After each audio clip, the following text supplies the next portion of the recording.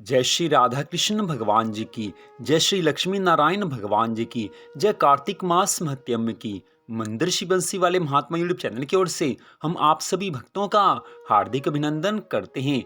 आज हम आपको सुनाने जा रहे हैं कार्तिक मास महत्यम के 31वें अध्याय की परम पावन कथा।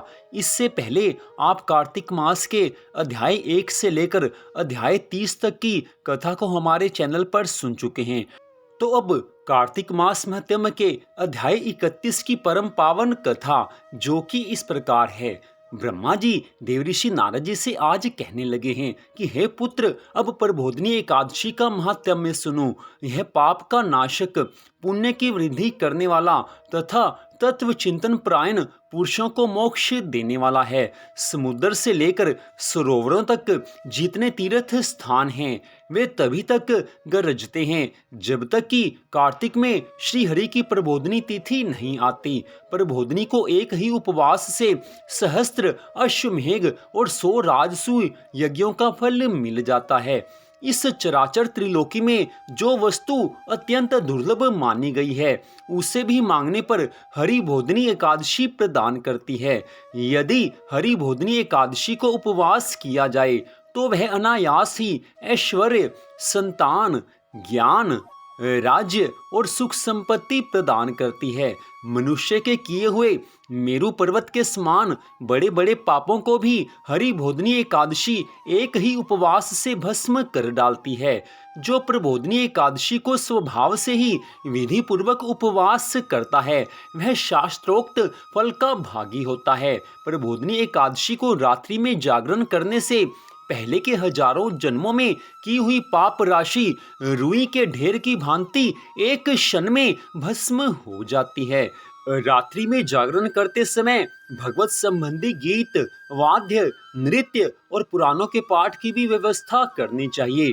धूप, दीप, नैवेद्य, पुष्प, गंध, चंदन, फल और अर्घ्य आदि से भगवान की पूजा करनी चाहिए। मन में श्रद्धा भावना रखकर दान देना और इंद्रियों को संयम में रखना चाहिए। सत्य भाषण, निद्रा का अभाव, प्रसन्नता, शुभ कर्म में प्रवृत्ति, मन में आशर और उत्साह होना चाहिए। आलस्य आदि का त्याग होना चाहिए। भगवान की परिक्रमा तथा नमस्कार, इन सब बातों का यत्न पूर्वक पालन करना चाहिए। हे पुत्र, प्रत्येक पहर में उत्साह और उमंग के साथ भक्ति पूर्वक भगवान की आरती उतारनी चाहिए।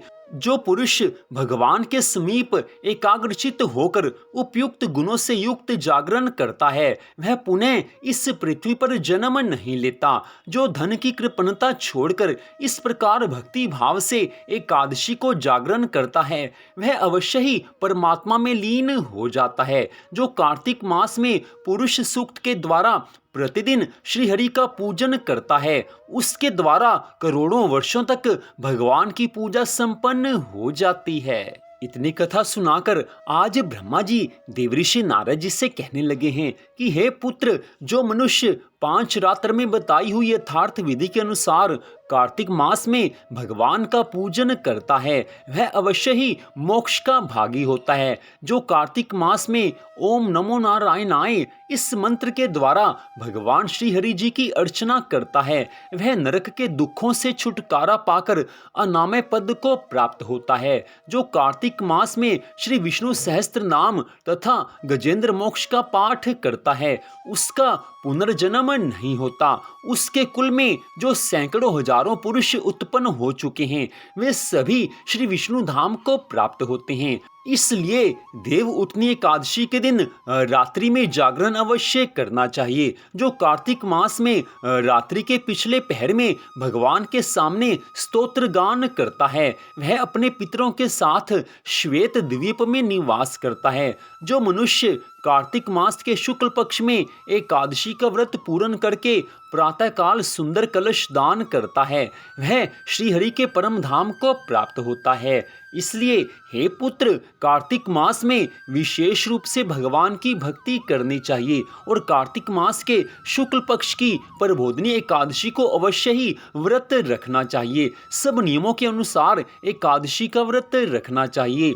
इससे भगवान श्री हरि विष्णु जी प्रसन्न होते हैं हैं और अपने भक्तों को सब कुछ प्रदान करते हैं। हे पुत्र, कार्तिक मास के शुक्ल पक्ष की एकादशी को भक्ति भाव से भगवान को जगावें। नृत्य, गीत, बाजा बजाना और चारों वेदों के मंत्र, भगवान की कथा, स्तोत्र, इनसे भगवान की महिमा गावे। पुष्प, दीप, नैवेद्य से भगवान की पूजा करके कहे कि ब्रह्मा, रुद्र और इंद्र आदि से पूजित भगवान आप उठिए। आपके जागने से संसार जागता है, आपके सोने से संसार सोता है। मेघ गए, दिशाएं निर्बल हो गई, अब शरद ऋतु के पुष्प ग्रहण कीजिए।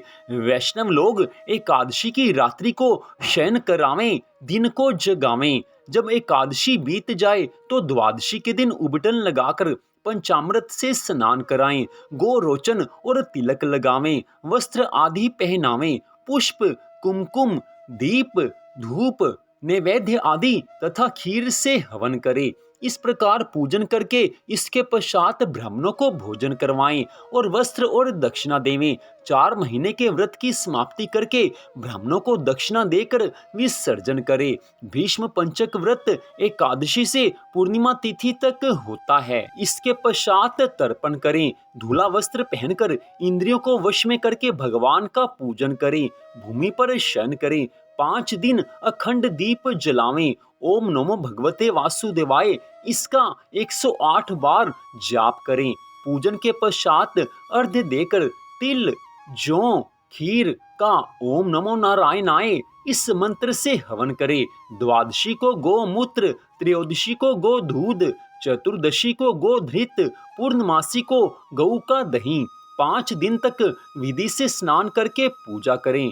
एकादशी को स्वर्ण का दान करें। द्वादशी को घी, त्रयोदशी को गऊ दान, चतुर्दशी को खीर, पूर्णिमा तिथि को सफेद काले तिल और अन्न का दान करें। पूर्णिमा को आंवले के नीचे श्राद्ध करने से हंस नाम वाला ब्राह्मण युधिष्ठिर हुआ था। भीष्म पंचक में रोज भीष्म जी का तर्पण करना चाहिए। वसु के अवतार, शांतनु के पुत्र, चंद्रवंश में उत्पन्न वैयाग्रपद गोत्र, संस्कृत प्रवर वाले पुत्र रहित सत्यव्रत, गंगा जी के पुत्र, जन्म पर्यंत ब्रह्मचारी रहने वाले भीष्म जी का तर्पण करने से वर्ष भर के सभी पापों का नाश हो जाता है। तो इस प्रकार ब्रह्मा जी ने देवऋषि नारद जी से इस कथा को सुनाया है। कार्तिक मास महत्म्य के अध्याय 31 की इस कथा का यहीं पर विश्राम होता है। मंदिर श्री बंसी वाले महात्मा यूट्यूब चैनल की ओर से इस कथा को सुनने के लिए आप सबका हार्दिक धन्यवाद।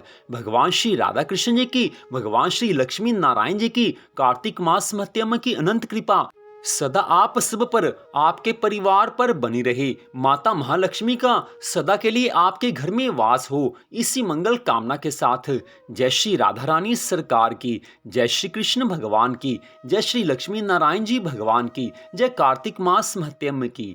जय जय श्री राधे, जय जय श्री राधे, जय जय श्री राधे श्याम।